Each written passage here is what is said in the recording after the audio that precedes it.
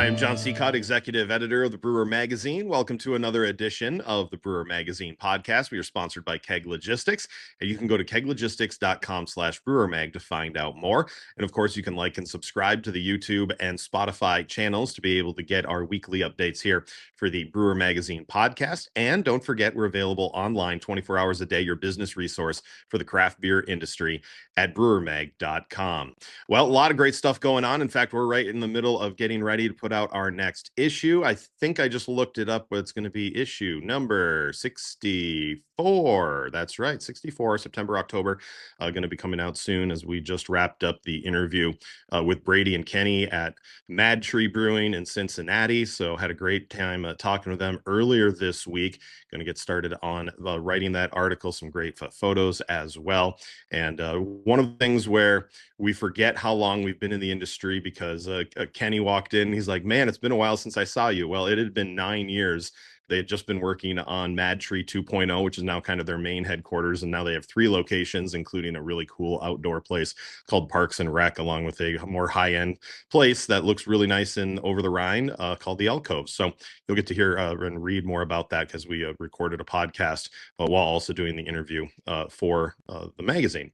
So that's what's coming up next. But of course, we love to go back into the archives as well.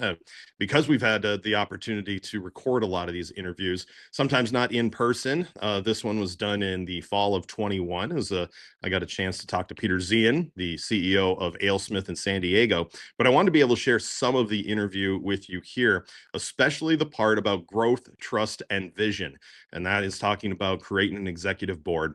As you mature as a company, you start to realize you need more people. Just talking to Brady and Kenny at Mad Tree about how much they have stepped back in their roles on everyday problems and working more on vision. And that's exactly what Peter Zien has done in the 20 plus years that he has been in charge of AleSmith. And we had a great opportunity to talk to things like Zien emphasizing the importance of quality and innovation and community engagement, their 501c3, and many other things that we talked about, especially letting go of the reins a little bit, letting the people run the company for you instead of you having to do all of the dictating. So we're going to get right into it with this podcast, an archive from, what is it? It was going back to, I actually have the cover here, Room to Grow. Yeah, from our January, February 2022 issue.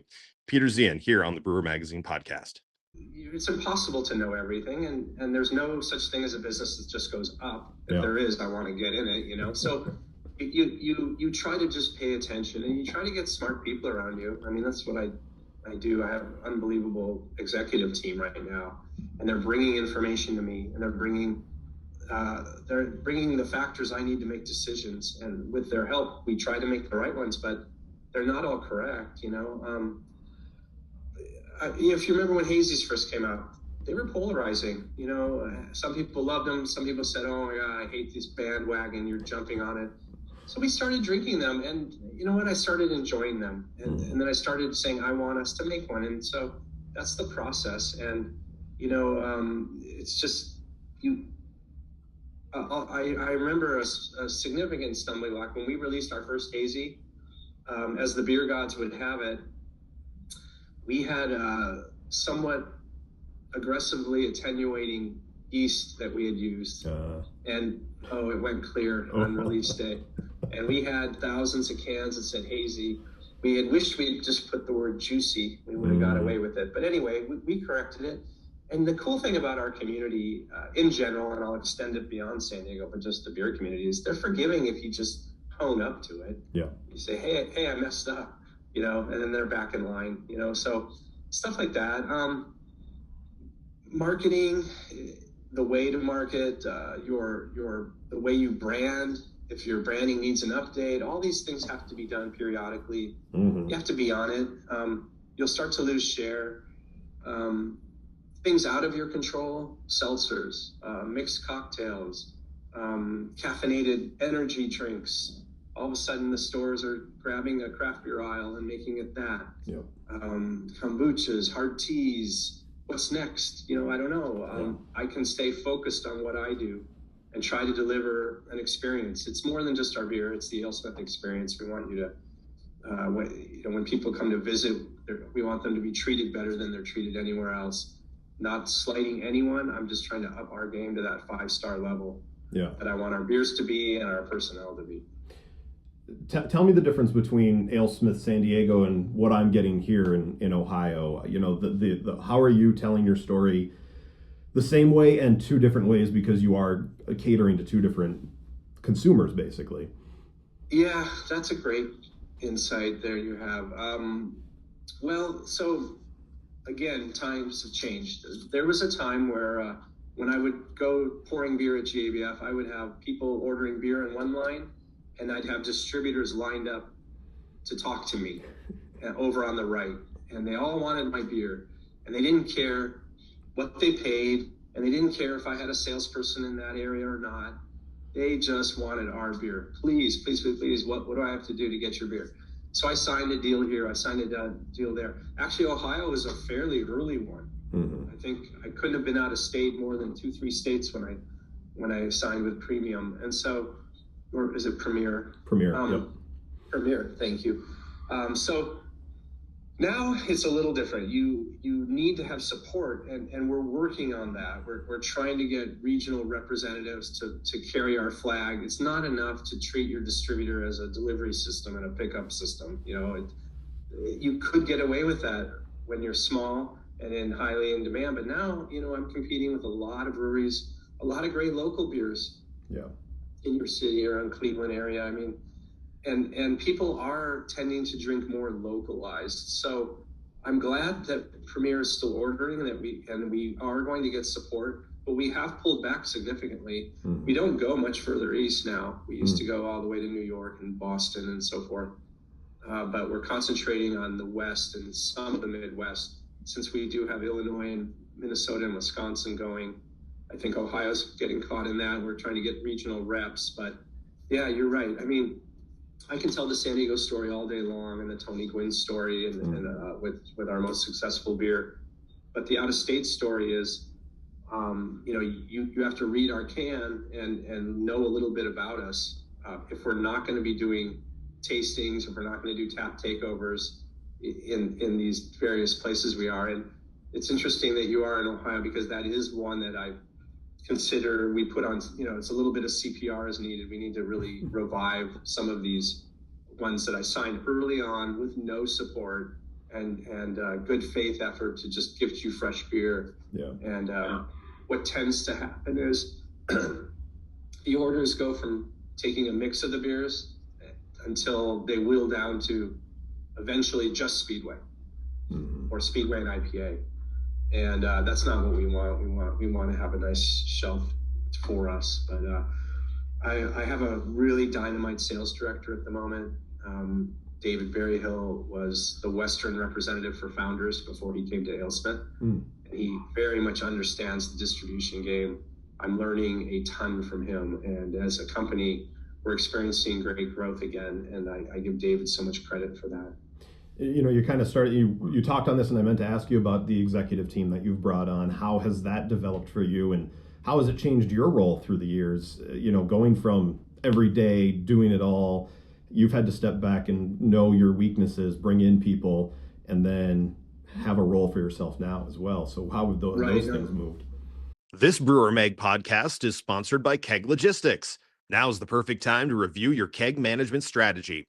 Whether you're seeking a truly flexible keg rental program or intrigued by the seamless distribution freedom of paper fill, Keg Logistics is ready to craft a personalized solution for you, ensuring you receive the kegs you need precisely when you need them. For details, visit keglogistics.com/brewermag. Keg Logistics, modern solutions for keg efficiency. Very important part of our growth was getting to this level now. So I described when I did everything. And so I was having great days. It felt very artistic, and that is my soul. I humbly consider myself a Renaissance person, that I enjoy me. You know, I have a creamery at the AleSmith. I make cheese. I brew beer. I bake every Sunday here at home. I roast my own coffee. I make mustards and chocolate. And I love craft. I play guitar. I write. I paint. And I just love stuff like that. But so I was doing everything back then, and it was a wonderful Zen day. And I turned my phone off, and I didn't check my emails.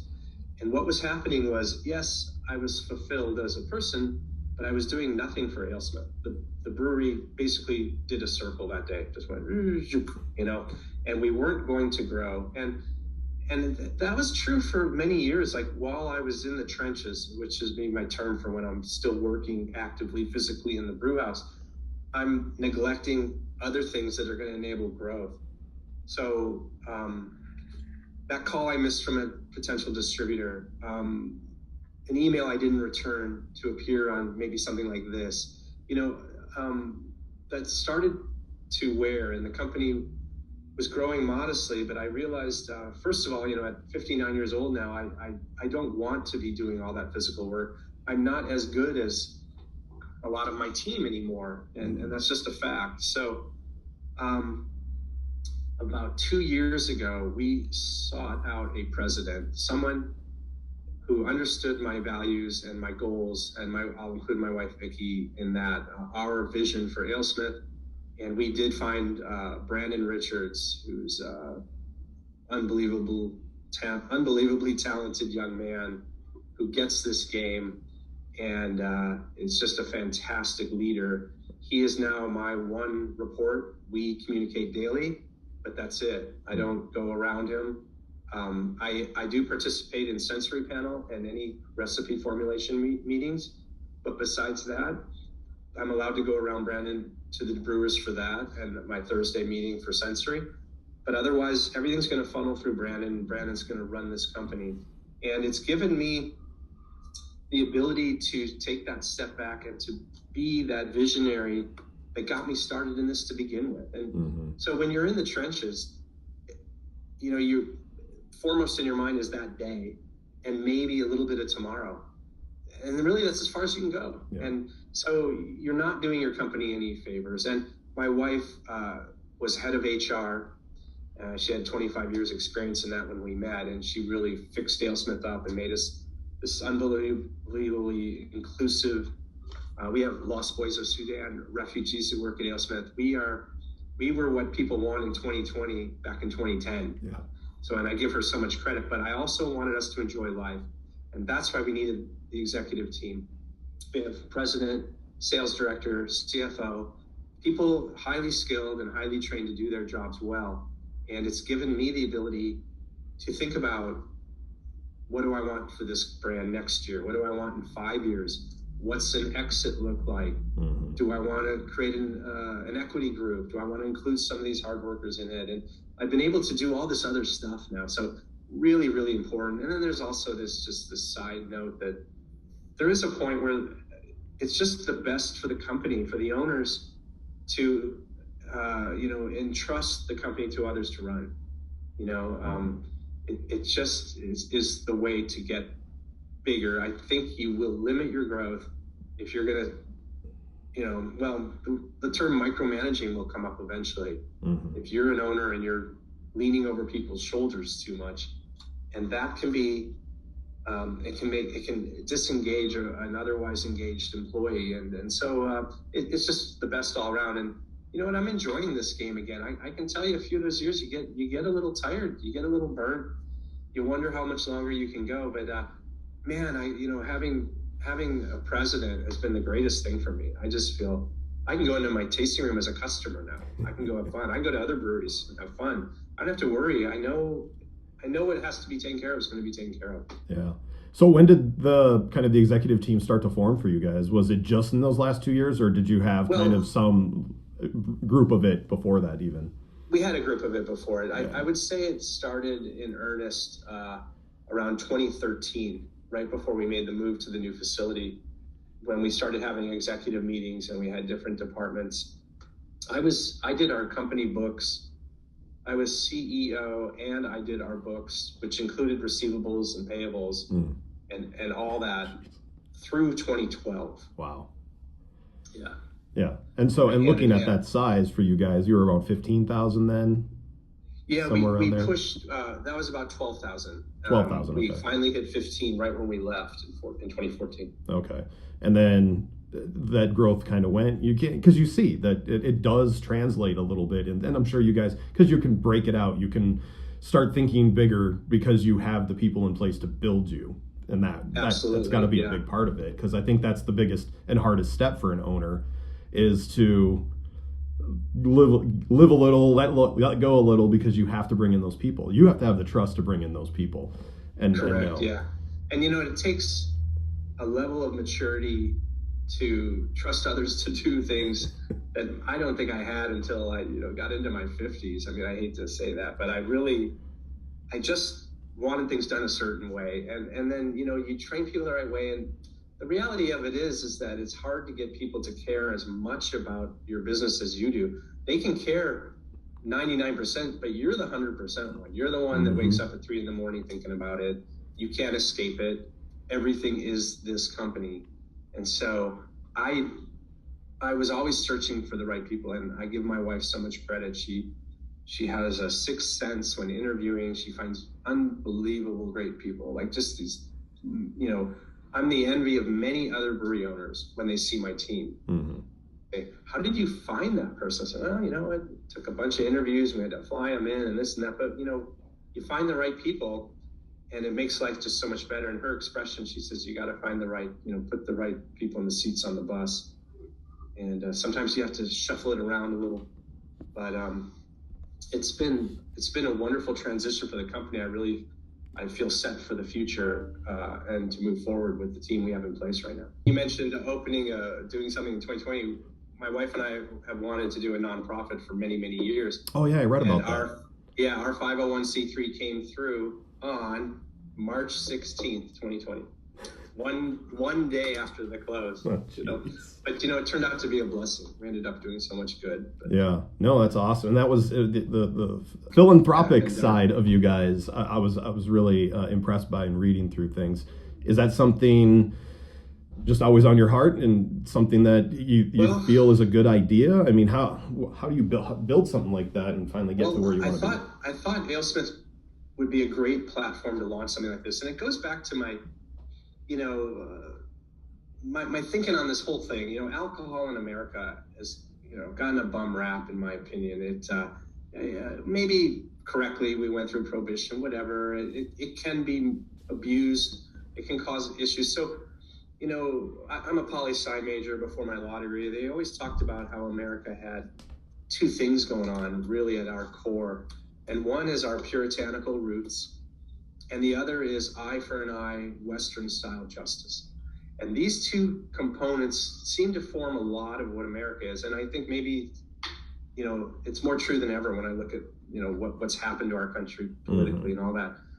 But so the puritanical root thing and the evil of alcohol. And I never bought into that. I just thought, how many times you had just a wonderful social event, drinking an alcoholic beverage or two with a friend or in a group, and we were all those high school and college kids that drank too much and partied. But that aside, I wanted to show, and like how Europe treats alcohol, it's a part of society, and it's not looked down upon as such an inherent evil.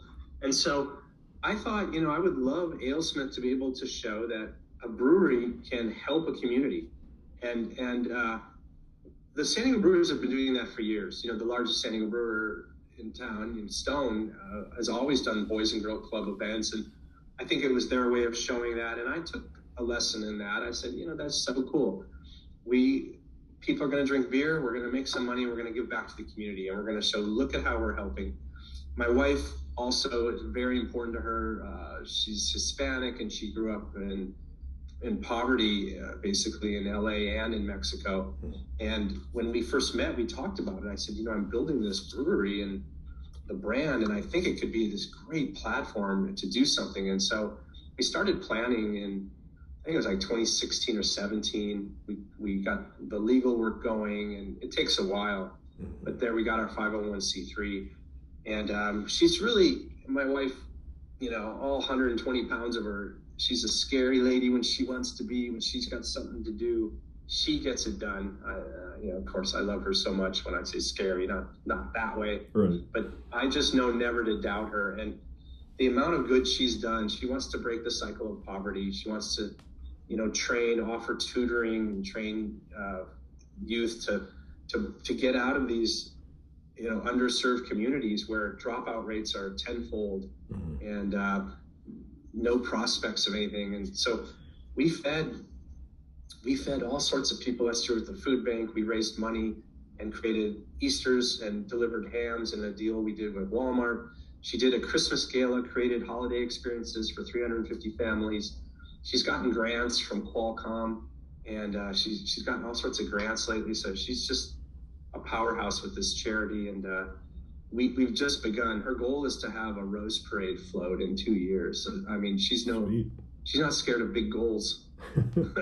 That's awesome. But don't be surprised if you see me one morning there with a hangover on January 1, waving to the crowd. But it's been really fulfilling. And in a year where so many, the whole Me Too and some breweries really took a beating, I put my head on the pillow, no problem. I just said, oh my gosh, finally, equality. If there's minorities in my brewery, they're white. We welcome all. We know that the brewing community doesn't look like attractive occupations for some parts of the society, but we welcome them all. And like I said, we have refugee group members from the Lost Boys of Sudan working there. We've just done a ton of good. And, to have the charity going and our inclusiveness within our brewery, it just made me, I read some of the stories of other brewers around the country that perhaps didn't share the same principles that Vicki and I share. And, I just felt bad, not only for their business, I felt bad for them as people.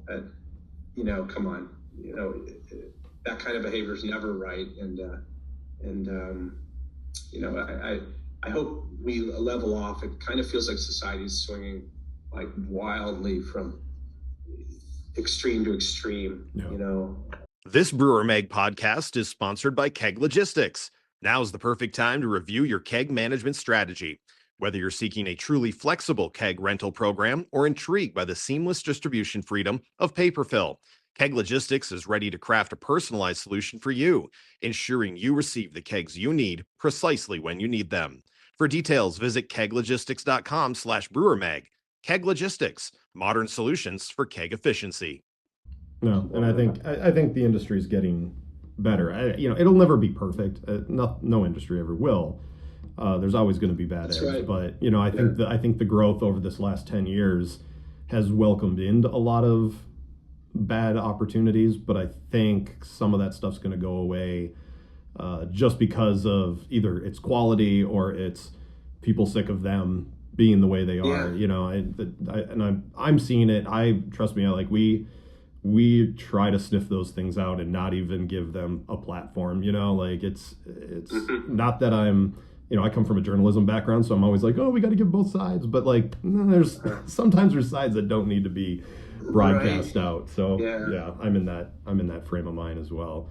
I guess to talk about our branding just for a touch, I like I said, when I bought the brand, I just thought the branding was fantastic and it represents craft. But I also was hoping there'd be a day where you just see the anvil with a pint glass on it and you knew the name AleSmith, like a household word. And, we're still working on that. But I think it's a really important part. Branding is yours to keep or to lose, the reputation that is wrapped up in it. And so every act I do and everything we do as a company, top to bottom, is to keep you looking at our logo and thinking, those people understand quality and understand what it takes to be a great brewery. And we also want to be humble when people come to work at AleSmith and we're doing the onboarding. I always let them hear, I'm going to ask you to park your ego at the door. I think if you were hired yesterday or 25 years ago, you have as much say in this brewery. We want you here for the diversity that we've created. We want new ideas. We want new eyes on things. We want we want all that here. And so we're not that brewery. If you think you're all that and you have nothing more to learn and you're the best at what you do, this might not be your home, because I want you to stay hungry and I want you to keep learning.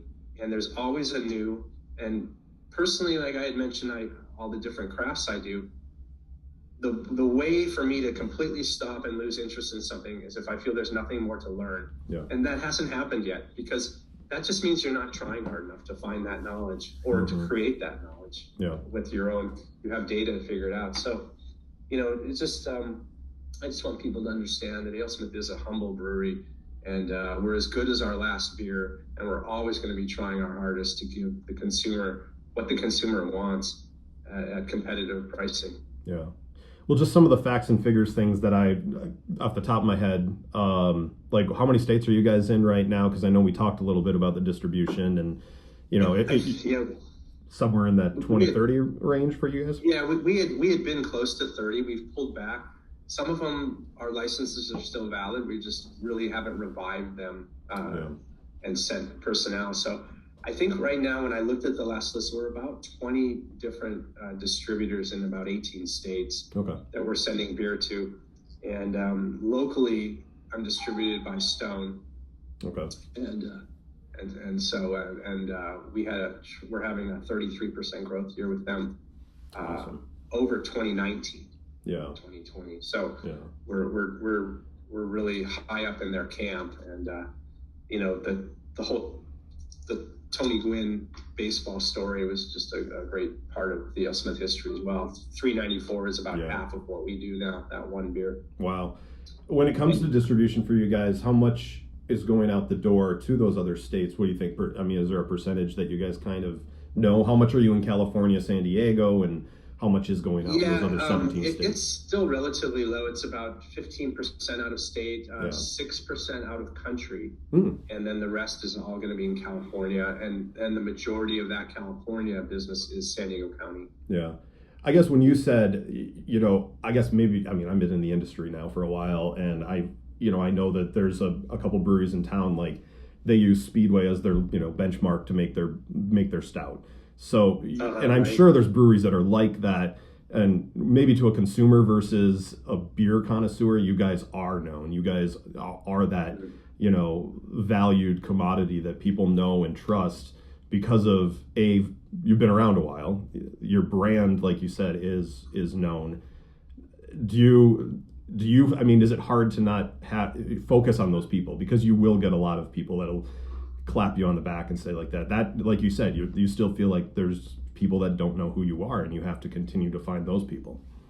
Yeah, no, I'm very appreciative of the ones who do know us, and I am known personally as that brewer you can go to with a problem, or if you need anything. During the shutdowns, I reached out practically to every brewer in San Diego saying, what can I do for you? I have a big bottling line, I have a big canning line, I have 109,000 square feet. I have extra tanks if you need your beer brewed here. I'm that guy they can go to. So I'm always appreciative of that and our fan base. But the key is I would like to find new people to drink our beer. And, there's a new group of 21-year-olds every year. And how do you find them? Do you run an ad in a brewer's publication, or do you try maybe mountain climbing magazine? There's other... If you're looking for someone who doesn't know you, then you have to go somewhere where you aren't, if that makes sense. Yeah. And so we talk about that stuff now. And, I'm a soft sell kind of guy. I would have been a terrible salesperson. I would rather make a product and you come to me because you like it. Mm-hmm. And so AleSmith, to some extent, needs to break a little bit away from that. And that's why I've hired very good people in the sales department who can go and do that where I couldn't. But I think it's an important part. You need to expand your base. I think asking to be a 50,000 barrel brewery is not that big a deal. It doesn't seem like it's a ton of beer compared to when you think of the 1 million barrel breweries, the New Belgiums and the Sam Adams. And I'm asking for 50,000, and maybe I'm around when we're 100,000 and not, but you know what? If the quality drops 1% to grow, then we're not growing. It has to be on my terms. Mm-hmm. I'm not going to water something down to sell more of it or whatever. And so far we've been good about that. I have every person in my brew cellar is a beer judge. Many of them do judge at the professional contest level, and I think it's important. Our sensory group is it's so much fun for me because we are dialed in. We've been tasting beer together for so many years, I think about 12 years now, that we know what each other's thinking. We have cool apps that I think it's called Draught Lab. We're all there and we're rating and we get the data right away, live data, and we're looking and we're all in agreement almost all the time. It's just amazing. That's cool. And but yeah, find those new people and and show them what beer drinking can be, Yeah. I see you guys in that commitment to wanting to go out there and find, like, I can tell that the reason you guys are bringing someone in like that is to reach new markets, but you're not doing it by making a lager and a hard seltzer and a hard tea. And you know what I mean? Like, you guys are focusing on the beer, and that's, I think, kudos to you for doing that. I appreciate it. Thank you. I have to be able to stand behind everything that we make. It's very simple. And if I can, I'm a terrible liar. You'll know immediately if I'm doing anything for money. And I used to joke, I'd say, look, I can prove I'm not doing this for money. I'll show you my books, I'll just prove it to you. And but if you can do something that you enjoy and do it the right way and make a buck too, well, there's nothing wrong with that. We're in America, and that's the goal. And my wife and I really want to give back, not only to our community, but to all the hardworking people who call AleSmith their home. I would love them to prosper. I say very frequently to them, I want AleSmith to be your vehicle to do what you want in life. And if you're not happy in your role, we always give people in the brewery shot at the next roll up. There's always upward mobility, including my seat one day, Yeah. So, it's maybe we're a different kind of company. I wish, my wife has more experience with big corporate backgrounds and things, and she tells me what goes on there. And we're trying to be like a benevolent company, and I want to prove that can work in America. You do not have to be cutthroat. You do not have to worship the almighty dollar. Art lives, and we make liquid art, and some of my other endeavors we do. And, I would love to get to the promised land doing what we love and doing it the right way. This Brewer Mag podcast is sponsored by Keg Logistics. Now's the perfect time to review your keg management strategy. Whether you're seeking a truly flexible keg rental program or intrigued by the seamless distribution freedom of paper fill, Keg Logistics is ready to craft a personalized solution for you, ensuring you receive the kegs you need precisely when you need them. For details, visit keglogistics.com/brewermag. Keg Logistics, modern solutions for keg efficiency.